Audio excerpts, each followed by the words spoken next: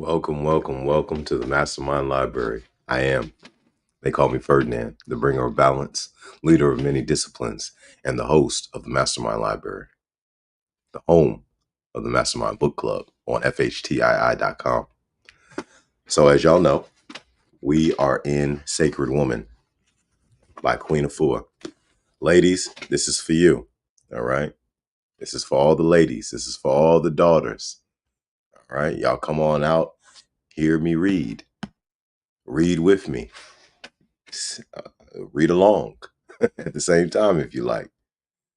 This material right here, we need to get it out to all the ladies. Y'all go on out there and buy this woman's book.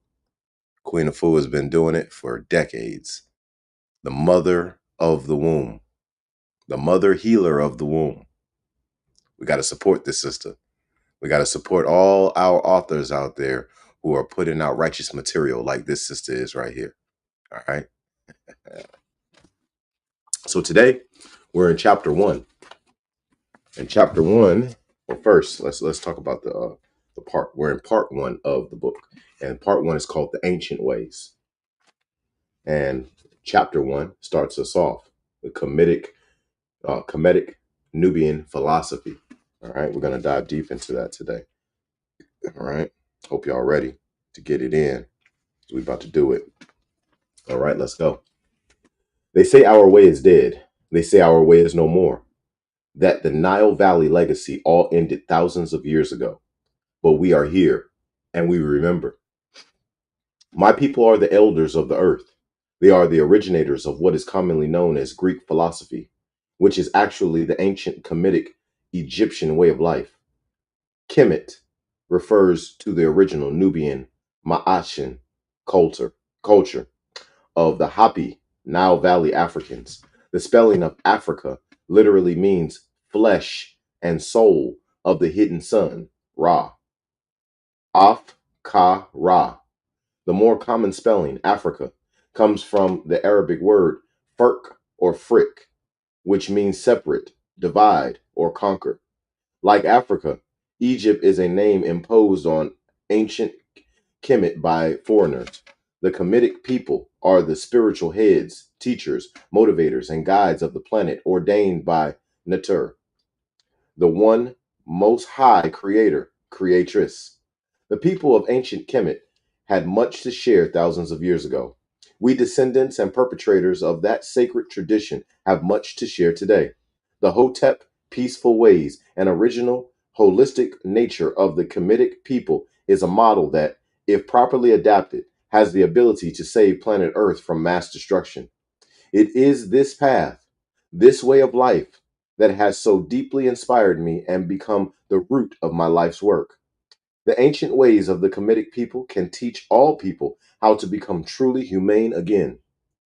The Kemetic masters came to this realization by purifying their lives. Today, as we purify our own lives, we grow closer to our divine selves, and this transformation can bring us to a state of constant bliss, peace, and wellness. Sacred Woman is the entranceway I offer into that state of enlightenment.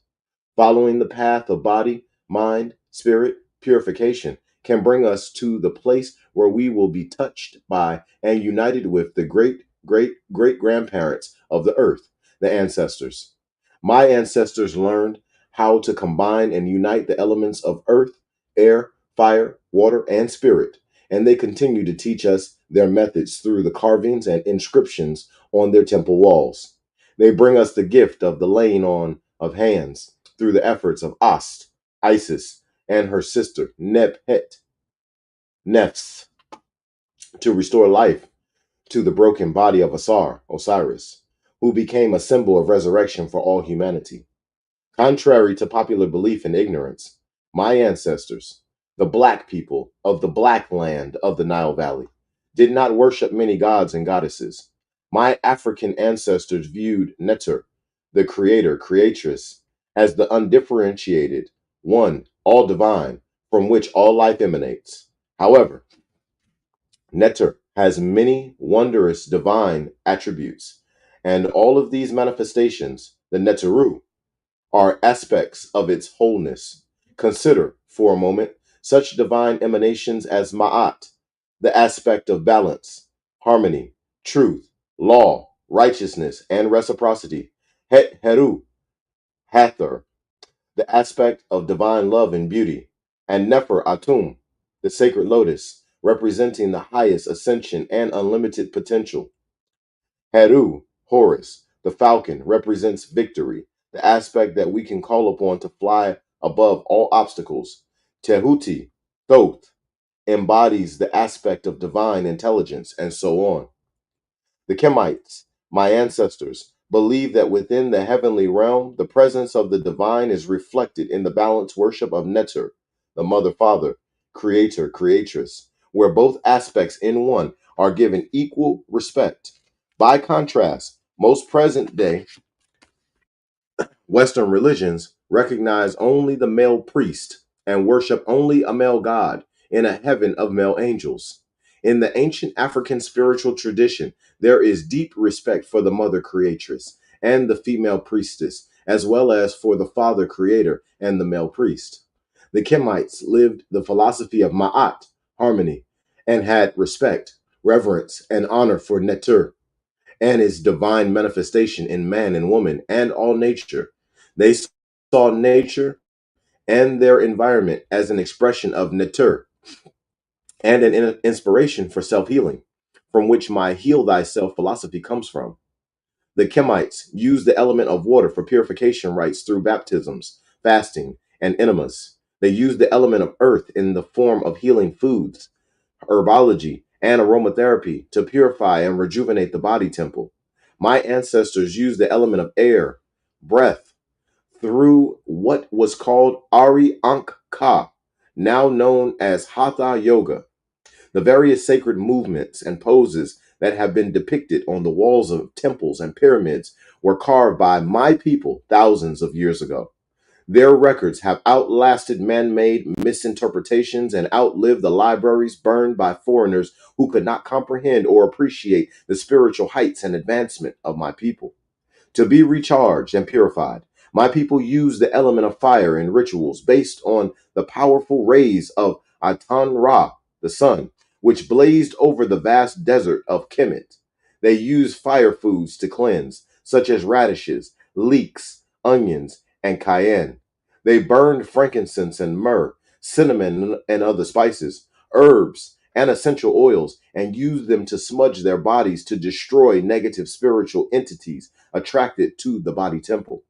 Today, we only need to look to the source of this knowledge as presented in the 42 laws of Ma'at. The 42 laws of Ma'at. To recite at sunrise to sunset the tone for the day. I will not do wrong. I will not steal. I will not act with violence. I will not kill. I will not act unjustly. I will not cause pain. I will not waste food. I will not lie. I will not desecrate holy places. I will not speak evil. I will not abuse my sexuality. I will not cause the shedding of tears. I will not sow seeds of regret. I will not be an aggressor.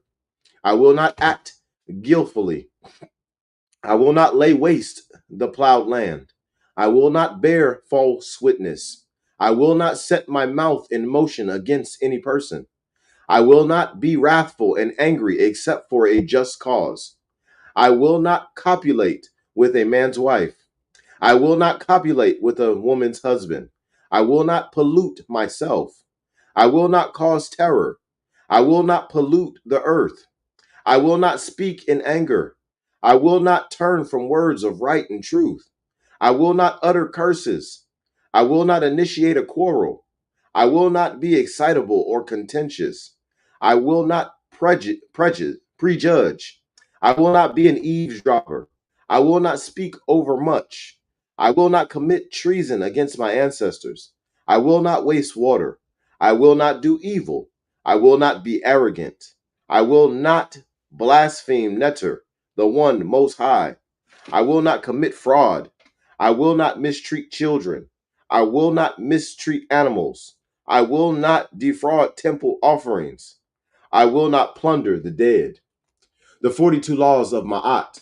This moral and ethical guide is the legacy left to us by our ancient Nubian Khamitic ancestors. Egyptologists refer to them as the negative confessions or the declaration of innocence. The interpretations below came through Heru Ankh Ra Sama, chief priest of the Shrine of Ptah in New York City. Unlike the Ten Commandments, which came from an exterior power, the 42 laws of Ma'at inspire personal responsibility and accountability to one's own indwelling divinity. We recite them at sunrise and sunset. In the morning, we say, I will not. In the evening, we say, I have not. In this way, we conduct a daily moral inventory, for as Kemites, every day is Judgment Day. Hetepu, peace and blessings. The basis of Khamitic society. Every day of my life, I maintain a healthy body temple, as my ancestors did before me, by blessing and consuming the four elements to protect body, mind, and spirit from disease. I activate the element of spirit through meditation and his and hesi, chanting. This element of spirit permeates all the elements, for netter and nature are one. My earliest ancestors were mostly vegetarians, particularly the priestesses and the priests. They understood the necessity for purity in performing spiritual work, unlike many spiritual teachers of today. The basic Kemetic diet consisted of beans, lentils, peas, barley, millet, nuts, fruits such as dates, melons, and pomegranates, vegetables such as onions, cabbage, and peppers, and healing herbs such as gotu kola, nettle, aloe, garlic, and parsley. And when they were invaded by Asian nomadic shepherds, the Het Shasu Hyksos, more flesh foods entered the diet, thus sowing the seeds of our ultimate deterioration. My ancestors founded their entire society upon the divine spirit Neter, which kept them in a state of continual purification, meditation, wellness, and harmony of the soul, body, and mind. Everything they did was sacred and Neter driven, from their work to their clothing, from their relationships to their homes, temples, and government. The entire society was directed by the 42 laws of Ma'at, the moral code of ethics that later inspired the Ten Commandments. This belief in the sacredness of life and of all things helped them maintain a thriving nation. Like the Hunzas in the Himalayas today, my people were for thousands of years an unpoliced, peaceful people. Today, their example of a divine civilization offers us a model that could, if put into practice, create global healing. Comedic spiritual practices. I rise at the hour of Nephet, dawn, to call out in prayer the 42 laws of Ma'at to spiritually secure my day. Then I place a Ma'at feather in my hair to encourage me to live in right and truth throughout my day, for I am responsible for what I create. My ancient African ancestors taught us how to love ourselves through the divination of the body members, showing us that every part of us is a divine aspect of the creator, creatress. From our eyes of Het Heru, beauty, to our 2 feet of Ptah, stability and strength. This healing ritual, which appears in our African holy book, the Pert Im Haru, H. Gur, the book of coming forth by day from night, misnamed the Egyptian Book of the Dead by Egyptologists, teaches us how to love ourselves more each day so that we can be of greater service in uplifting humanity. My Kemetic ancestors had a powerful way of bringing our spiritual bodies into balance and healing. It was done by giving us sacred words to speak in our meditations to evoke the resurrection of our Ka, soul. My favorite is Nuk Ku Ami Ku Kimen Kupira Im Neter Ha. I am that I am, a shining balance, dwelling in light, and I come from the limbs of the Most High, Neter. I speak these words daily, for they make me feel spiritually confident that I am divine by nature because I am the essence of the Creator, Creatress. This fills my soul and makes me complete as a Neter, hemp, a sacred woman. My people use beauty, art, music, and dance to elevate the spirit. We were the originators of the guitar, the harp, the tambourine, and the drum. Art was seen as a beautiful, holy expression of the divine. For my people believe that beauty and goodness are an expression of Neter, the divine creator, creatress dwelling within us. So today, we celebrate many ceremonies, rituals, and services artistically for the glory of Neter. To this day, our music, our voices, and our songs often tame the violent, beastly nature of all who would destroy or oppress life. Coming home to our true selves, we are the original Lotus people, sweet, beautiful, illuminating, spiritual, and compassionate. The consciousness of one who lives in the lotus state is Nefer Atum, a being of pure light who evolves out of the mud of challenge, where the lotus seed is fertilized and grows upward to blossom into the wondrously beautiful soul of light. Asar, Osiris, the first lotus master, is depicted on temple walls and papyrus scrolls with a lotus growing out of his feet. The priestesses were lotus women who were lotus blossoms in their headbands. Tragically, we lost our way thousands of years ago, but some of us seek to remember, to spiritually and physically grow and blossom by returning to our ancient ways. My mate is one who was touched by the ancients early in life. His first mentor was his father, James Georges, a Garveyite, like my father, in Tortola, British Virgin Islands. Although he was a Christian minister, he taught and guided his son in secrecy from the age of 5 in our ancient Khamitic legacy, and the seed his father planted in him at such a young age has grown into a sturdy tree. Many years later, after much study and application and meditation, my husband, Senor Haru Ankh Ra Sama, has been passing on this legacy by initiating many newly awakened Kemites into their happy Nile Valley tradition. I myself am one of Senor's most devoted students of our ancient path. For years, I kept seeking my spiritual home in many beautiful cultural and spiritual paths from other races of people. In my search, I learned to love and appreciate all forms of spiritual life. Yet, I was always a visitor. All those years, I was on the outside looking in, while I danced their dance of the spirit, chanting their words of praise, draped myself in their garments, and spoke in a foreign tongue.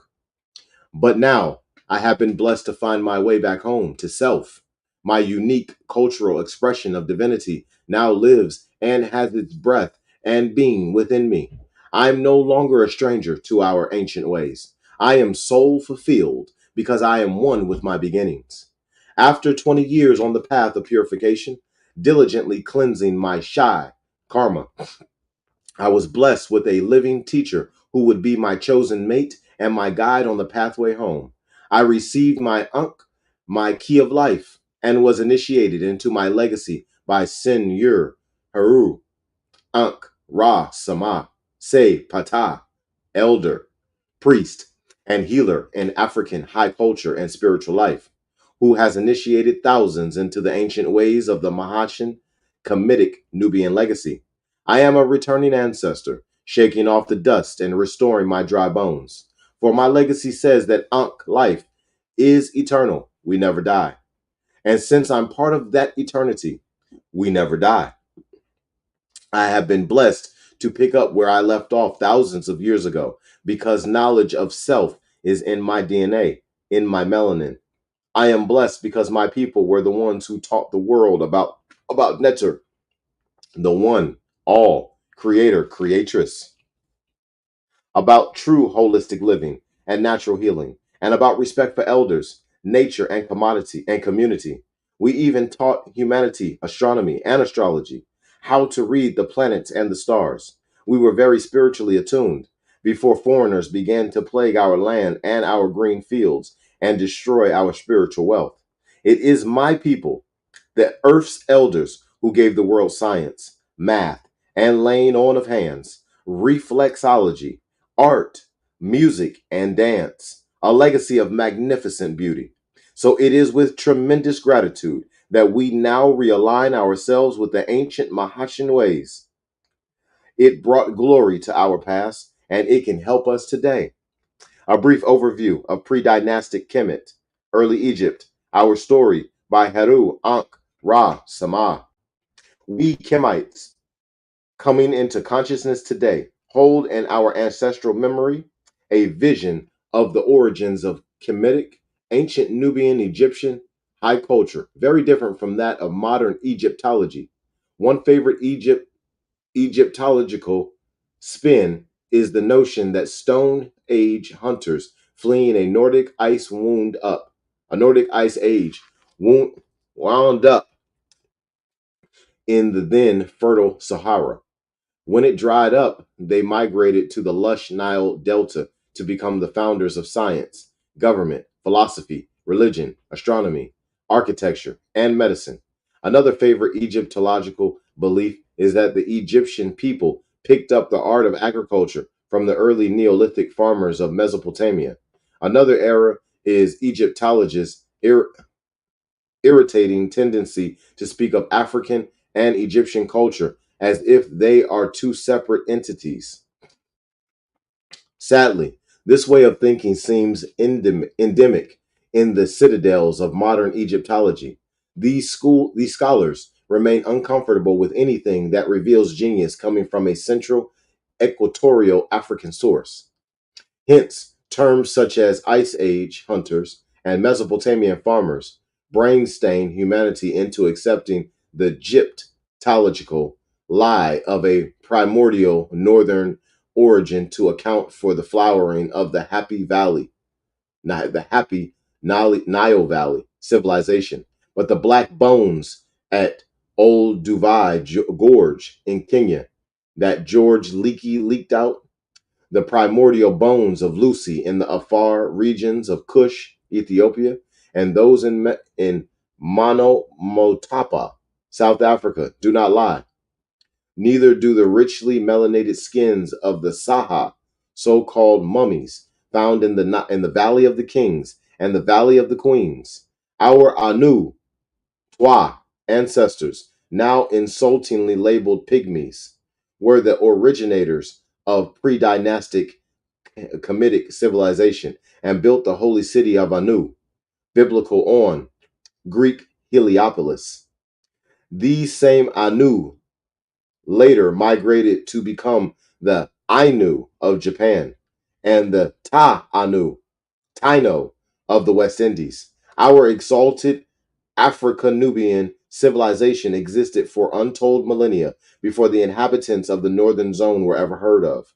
And when the northerners finally succeeded in conquering the Africa-Nubian blameless ones, whether Cambyses, the Persian, 525 BCE, the Greek Alexander, 330 BCE, or the Romans, Antony and Caesar, 30 BCE, they lacked the cultural and spiritual astuteness to sustain the Ma'ashan, righteous principles that made Kemetic civilization so lasting and great. If one honestly seeks to learn the originators of Kemetic culture and civilization, it is to the oral history and oldest writing of Kemites themselves that one must go. In sections of the Book of Coming Forth by Day from Night, the so-called Egyptian Book of the Dead, in the pyramid text and in the coffin text, my ancestors continuously refer to a star-born origin. The kings and queens who sat on the lion's throne of Haru, Horus, in the Hapi Nile Valley, called themselves Sa Ra, son of the sun, and Sat Ra, daughter of the sun, respectively. Our first earth mother, Isis, was born from the star as Siptit, called Sirius. Our first earth father, Osiris, was born in the constellation of Sa, Orion. We Africans were star trekkers for untold thousands of years before Captain Kirk's Star Trek. Listen to Mut Hetep, Mother Peace, a queen of the 5th dynasty, in a quote from her own papyrus, British Museum, number 10,010, sheet 3. I have come forth from between the thighs of divinity, Neteru. I have been conceived by Sekhmet, and I have been brought forth at the door of the star Septit, Sirius, the foremost, who is long of strides along the celestial path of Ra day after day. Listen to another Chemite from a Sesh papyrus at Paris. I rise like a mighty star in the star world. Let me journey through it like the son of Ra. I am Haru, heir of Asar. I have received his Neem's crown in the star world. To this very day, the Dogon people of Mali, who trace their beginnings to the Hapi, Nile Valley, still celebrate the orbital cycles of Sirius B and Sirius A. They call Sirius B Potolo, the seed star. Modern Egyptologists such as Martin Bernal, the author of Black Athena, the Afro-Asiatic roots of classical civilization, now admit that the people who created the early Egyptian civilization flowed from the sources of the river Hapi in Kush, Ethiopia, and Kinset, Nubian, Sudan. Because Southern origins are unmistakably Black and African, some European Egyptologists have held that Egypt is in the Middle East. That Egypt is part of the entire African continent is evident to all except the most voluntarily blind. Any researchers who attempts to present a brief outline of Khamitic history is confronted by a mass of Egyptologian gobbledygook of foreign names and conflicting timelines, dynasties, and data. However, they all seem to toe the line of a first dynasty beginning at 3100 BCE. One who graduates out of Egyptology to embrace Khamiticology soon discovers that though that the Khamitic mind deals with past, present, and future simultaneously, the story of Kemet is a cyclical one. As the Western world enters its third millennium, anyone of Kemetic consciousness who needs to celebrate dates has countless beginnings to choose from. In 10,000 BC, in 10,500 BCE, the Septian Nubian Kemites of the Hapi Nile Valley unified to build Haru Akhet, the Sphinx, to honor Sekhmet, the lioness cosmic mother healer who had rid the land of the enemies of Ma'at, the Isfishins, historically called Hekshasu Hyksos, nomadic shepherd worshippers of Seth, Neter, of the desert and storms. In 4240 BC, the Heru king, Nemur, known to Egyptologists as the Pharaoh Narmer or Menes, reinstituted a lost unity and declared the Smai unification of Tawi, the two regions, Kemet and Kenset, Egypt and Nubia Kush. In the year 2000, if we choose the provable date of an age of Leo beginning 10,500 BC, we would be at the halfway mark of our 13th millennium, 12,500 PH, post Hugh, the Sphinx. If we choose Nemers, 4240 BCE, the beginning of the age of Taurus, we are at the 1/4 mark of our 7th millennium since the reunification, Smai, Tawi, by Nimr. This would be 6240 Sta, Smai, Tawi. If we choose to date from King Tutankhamun, it would be 3373 Sa, since Atun, Ra. How long have Kemites been on planet Earth? Our traditions say from the first times. So we are not confused by conjectured Egyptological dates. We look at our story to gather the lessons of our past errors so that we may correct them. But most important, we gather the enduring values of Ma'at, righteous healing with truth, light, and order, that we may live them and practice them. The evidence of Kemetic glory and downfall has been captured on temple walls in Sesh, papyrus. Kemet rose and fell because no civilization can escape the law of cycles. What goes around comes around. What goes up comes down to rise again.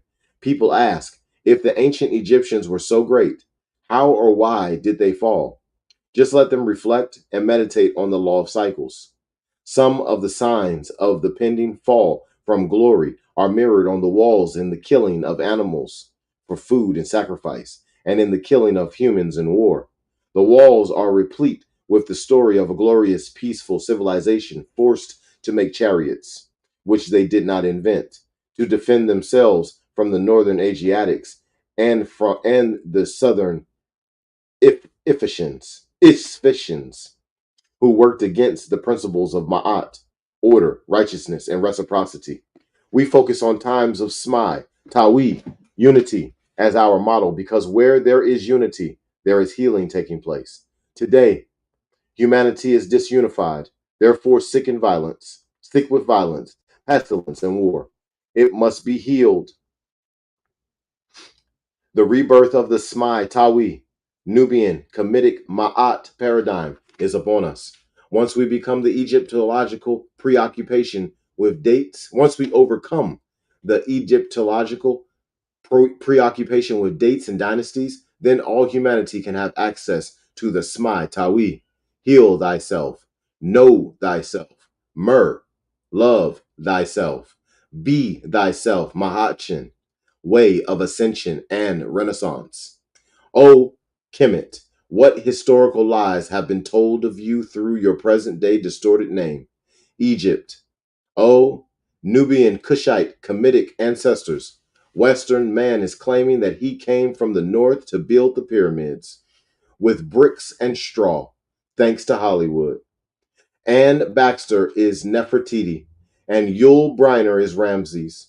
Hollywood's Stargate has desecrated Ra as an epicene demon, and the mummy's curse has been unleashed in a sorry effort to sow doubt and fear among people, all of whom need Ma'at, truth, righteousness, and fairness in their lives. But they will fail to know it because Ma'at is a principle hidden behind the gates of a cosmic divine high culture whose door was supposed to remain sealed by the invention of the word sound Egypt. The biblical curses against Egypt would scare most people away from discovering the glittering heritage that awaits their claim. For an even older version of our creation story, one can examine the Shabaka stone, now preserved in the British Museum in London, England. It tells us that Ptah Sekhmet, great mother, father, creator, creatress, became the first ruler, guide of the Kamishans. Ptah and Sekhmet established the Sepu, nomes, the states or administrative divisions of the country, and constructed the temples and shrines. They fashioned the statues and figurines of the Neteru and put them in their places. Egyptologists refer to this time as the rule of the gods. The Shabaka stone also refers to the drowning of Osiris, and his resuscitation by his wife, Isis, and her sister, Nephthys. The lives of the citizens of Kemet were centered around the temple, much like the state capitol or city hall of modern times. Reverence for the divine permeated all aspects of life in Kemet. The culture was spiritual, not religious. Religion is modern, whereas spirituality is primordial. The very word religion is drawn from the Latin word religere or religio, which means to tie back or to tie again. Since the Kamites saw their lives as intrinsically connected to divinity, there was no reason to be tied. It was those who saw themselves as alienated from the divine who invented religion and its attendant competitive dogmas to tie them fast to their spiritual vision. Khamitic consciousness perceives itself as surrounded, enveloped, saturated, nurtured, and immersed in divinity, like the fish in the ocean. Kemites had no need to invent religion. Spiritual immersion was the mode of existence.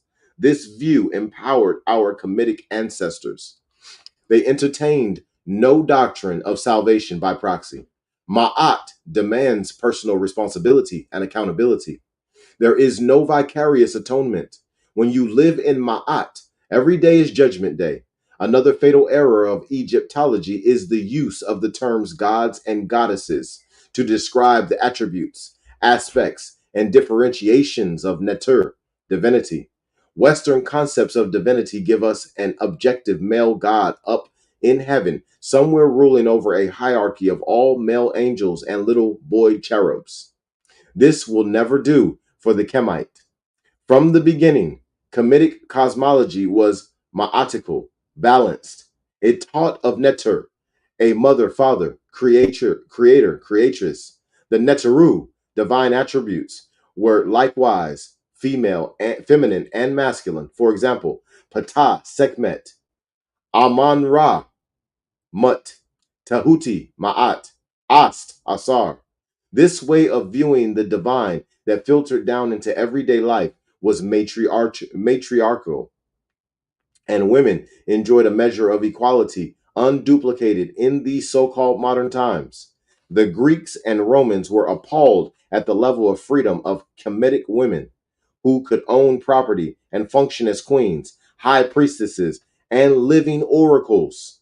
The lineage of kings was transmitted through the mother, as was inheritance.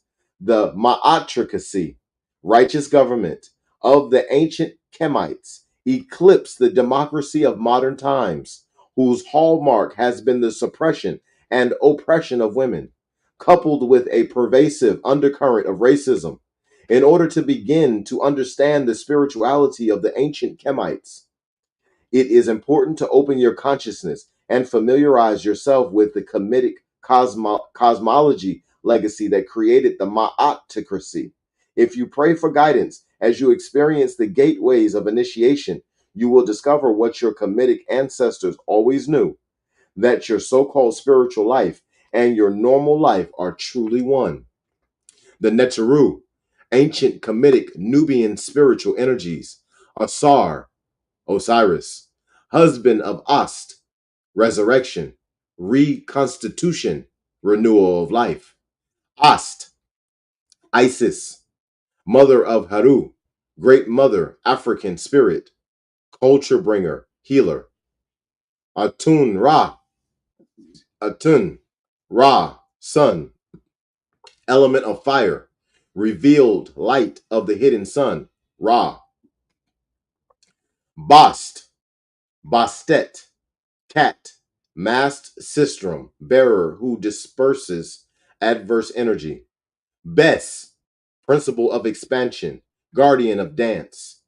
Geb, element of earth, consort of Nut, father of Asar, Osiris. Hapi, river Nile, guardian of lungs, Chemite, name of Aquarius. Heru, Horus, sacred warrior of light and victory, the faculty of will. Het Heru, Hathor, divine love, beauty, protection, and nurturing. Imhotep, sacred architect, physician, healer, and philosopher. Ma'at, truth, harmony, balance, law, righteousness, sobriety, propriety, cosmic order.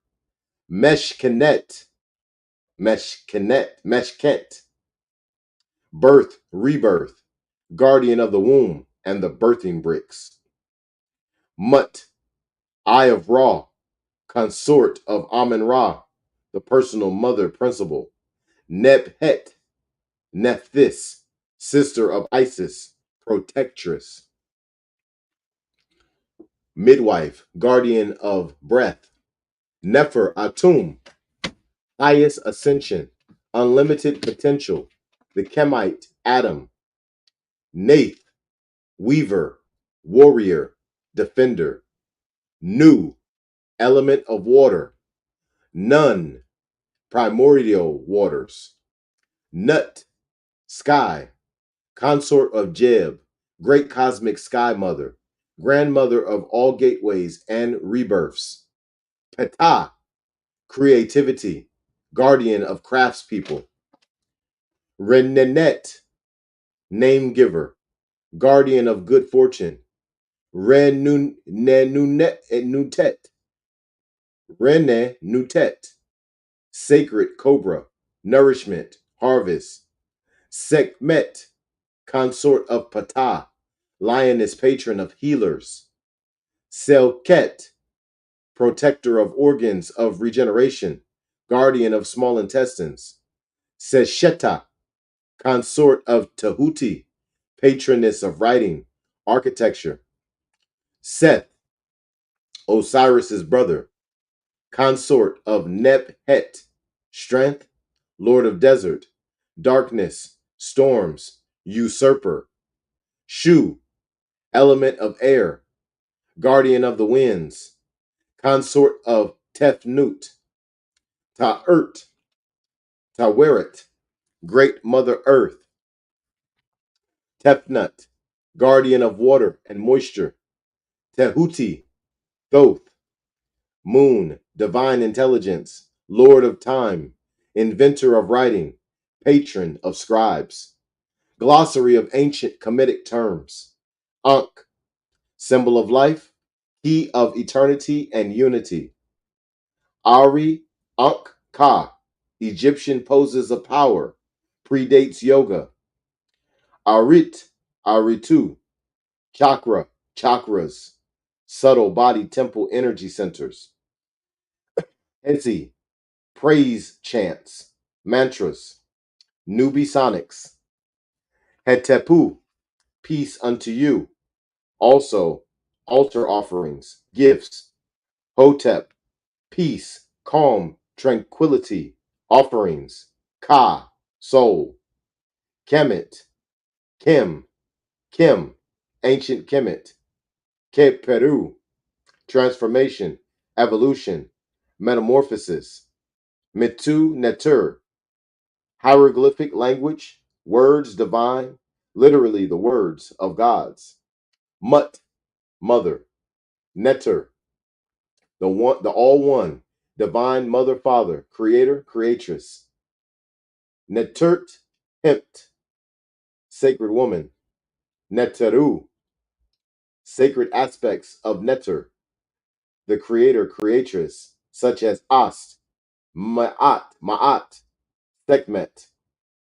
Pert, Heru, Ger, the book of coming forth by day from night, Egyptian book of the dead. Seneb, health, soundness, wellness. Sesh, papyrus. Shai, karma, destiny. Smai, Tawi, union of the double regions. Sunutu, physicians. Tuak, Tua, Tu, thank you. Tua, Natur, praise divine. Prayer for the womb-niverse. I call upon the divine creator creatress to protect my womb and the wombs of our daughters. Heal our wombs from all wickedness. From this day forward, we must speak up for and guard our wombs with all our inner power as we call on the ancient African spirit of Meshkenet, African guardian angel of the sacred womb. I call upon the African spirit of Ma'at for womb balance and wellness. I call upon the spirit Heru with me to demonstrate divine love of my womb and absolute harmony. I call upon the spirit Tahuti within me so that I may make wise decisions on behalf of my womb's restoration. I call upon Ast, the great African mother spirit within me, to inspire the continuous nurturing of my sacred womb. I affirm that all abuse and desecration of the womb are to be no more. My womb speaks and commands peace upon the earth and throughout the womb-niverse. Through the healing of my womb, all wars shall cease. Through the healing of my womb, all men and women shall be at peace. Each mother, because of the peace within my womb, tidal waves, hurricanes, tornadoes, volcanic eruptions, floods, and earthquakes shall cease. According to my womb, there will be peace, for it is my womb that is the spiritual coordinator of all activity on this sacred earth and all the worlds within the womb-niverse. Women, guard your womb and guard it well, so wickedness will no longer exist. According to my womb, peace. And that concludes chapter 1. The Khamitic Nubian philosophy. Ladies, if you can, press play on these videos. I am about to dive deep into Sacred Woman by Queen Afua. And we gotta get out here and support this lady. We gotta get out here and support Queen Afua. She's got some great material here. And she is revealing to the women the information that they've always needed. They've always needed absolute truth. There is much of that in this book. So we go to part 2 tomorrow. Womb wisdom. And then the second chapter is Gateway Zero, the sacred womb. Ladies, telling you right now, this is the perfect time to have your daughter listen to this book. You could read it to your daughter. You could have your daughter listen to me read it. We need to get this material to the ladies. This is going to free our ladies from the bounds that they are in, spiritual bounds. There are so many different symbols that have been emotionalized. When we emotionalize symbols, we create prisms in our mind. And eventually, if we decide to be inside of them, because maybe we want to hide, we want to sweep something under the rug. Well, what we don't realize is we are trapping ourselves inside of prisms in our mind. Well, now what happens? Well, now you're in a prison in your mind that there is not one person on this earth who could ever get you out of except for you. We cannot, y'all got to understand this. Listen, listen carefully. If you trap yourself inside of a prison in your mind, we're not going to be able to do like they did in the cartoons. In the cartoons back in the day when I was a child, they would show it with a sledgehammer. They break a hole in the wall and then they would escape out of the prison. That is not how this works. When you create spiritual prisons, when you create mental prisons, you have to go and you have to knock that hole in the wall for yourself. You have to put yourself in the hole. You have to do these things. But this is a chance for us to do it together, as much as together we can. Listen to these readings. You don't have the chance to listen to them, that's okay. It's no problem. Go buy the book. Read it yourself. Do what she says. This material is not about, none of these books are about reading them. I want y'all to understand this, okay? I read a whole lot of books. It's not ever about reading the books, okay? That is not that important. What's important is the application of the material within the reading of the book. I could read this book 200 or 300 times. Ain't gonna mean nothing unless I apply it. And I'm not even a woman, and I'm about to do the information in here. I'm not trying to get my womb right, but hey, I think it works. I think the information in here is going to work well, even for brothers. Listen, we all got it in us. Y'all got to start understanding this. All them astrological signs, we all got it in us. Everybody's Sagittarius. Everybody's an Aquarius. Everybody's a Cancer, a Capricorn, a Taurus, a Scorpio. Everybody's all of those things.